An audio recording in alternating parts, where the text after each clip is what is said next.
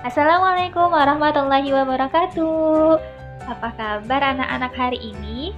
Semoga kalian semua senantiasa sehat dan selalu dalam perlindungan Allah Subhanahu wa taala dan tetap semangat untuk belajar.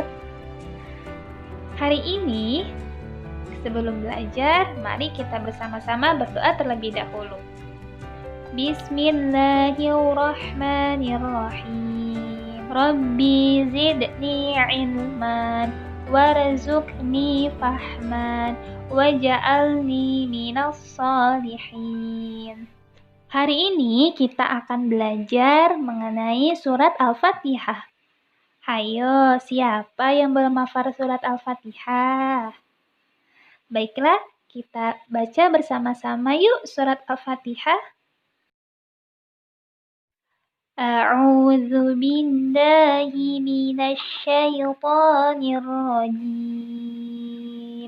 Bismillahirrahmanirrahim. Alhamdulillahi rabbil alamin. Ar-Rahmanir Rahim. Maliki yaumiddin. Iyyaka na'budu wa iyyaka nasta'in. Ihdinas siratal mustaqim. Siratal ladzina an'amta 'alaihim ghairil maghdubi 'alaihim waladdallin. Amin. Nah, anak-anak, itulah tadi surat Al-Fatihah. Surat Al-Fatihah itu adalah surat pertama di dalam Al-Quran. Al-Quran itu adalah kitab suci umat Islam. Al-Fatihah artinya pembukaan atau dapat disebut Ummul Quran. Nah, anak-anak semua, surat Al-Fatihah itu terdiri dari 7 ayat dan termasuk ke dalam golongan surat Makkiyah. Surat Makkiyah itu apa ya? Surat Makkiyah itu artinya surat yang diturunkan sebelum Nabi Muhammad SAW melakukan hijrah.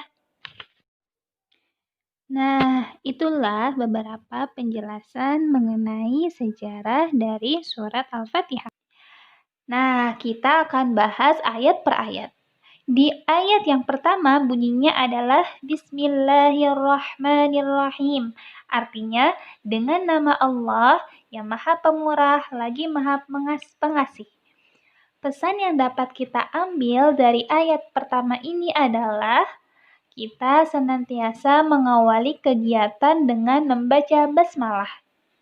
Sebelum makan, baca basmalah dulu. Sebelum belajar, baca basmalah. Sebelum tidur, baca basmalah. Pokoknya semua aktivitas, mari kita awali dengan pembacaan basmalah. Basmalah itu penting loh anak-anak. Kenapa? Karena dengan kita membaca basmalah, mudah-mudahan kegiatan kita tersebut mendapatkan ridho dari Allah Subhanahu wa Ta'ala. Kalau Allah sudah ridho, maka segala yang kita lakukan mudah. Insya Allah akan mudahkan. Kemudian juga Allah akan memberikan perlindungan kepada kita. Seperti itu anak-anak. Jadi jangan lupa sebelum melakukan aktivitas apapun, awali dengan membaca basmalah. Kemudian ayat yang kedua bunyinya Alhamdulillahi Rabbil Alamin, yang artinya segala puji bagi Allah, Tuhan seluruh alam. Nah, dari ayat kedua ini kita dapat mengambil pesan, yaitu kita harus bersyukur kepada Allah Subhanahu wa Ta'ala.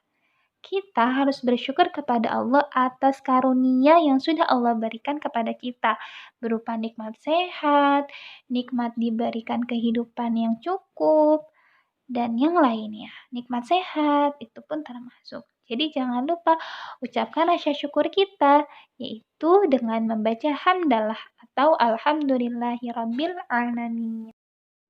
Kemudian ayat yang ketiga bunyinya Ar-Rahmanir-Rahim, artinya yang Maha Pengasih lagi Maha Penyayang. Pesan yang dapat diambil dari ayat ini adalah tentang kasih sayang Allah Subhanahu wa taala kepada kita selaku hamba-hambanya. Allah telah memberikan kita kesehatan, memberikan kita rezeki, menjadikan kita anak yang pintar. Itu semua adalah bentuk kasih sayang Allah Subhanahu wa taala kepada kita selaku hambanya. Lalu ayat yang keempat berbunyi Malik Yaumiddin, yang artinya pemilik hari pembalasan. Pesan yang dapat kita ambil dari ayat keempat ini adalah Allah akan membalas apa yang kita lakukan. Jadi, perbuatan baik atau buruk akan dibalas oleh Allah nanti di hari akhir. Sehingga, yuk kita harus berhati-hati dalam berbuat. Buatlah atau lakukanlah perbuatan yang baik-baik agar nanti di akhirat kita selamat. Lalu ayat yang kelima berbunyi Iyyaka na'budu wa iyyaka nasta'in. Yang artinya hanya kepada Engkau ya Allah kami menyembah dan hanya kepada Engkaulah kami memohon pertolongan. Nah, dari ayat kelima ini kita dapat mengambil pesan bahwa kita harus taat kepada Allah Subhanahu wa taala. Allah adalah pemilik apa yang ada di bumi dan juga isinya. Jadi kita harus menyembah hanya kepada Allah dan taat hanya kepada Allah. Dengan cara apa kita taat kepada Allah? Dengan mengerjakan semua perintahnya dan menjauhi segala larangannya. Kemudian ayat yang keenam berbunyi Ihdinas siratal mustaqim, yang artinya tunjukkanlah kami jalan yang lurus. Jadi di ayat ini pesannya adalah kita senantiasa bermohon kepada Allah agar ditunjuki jalan yang lurus.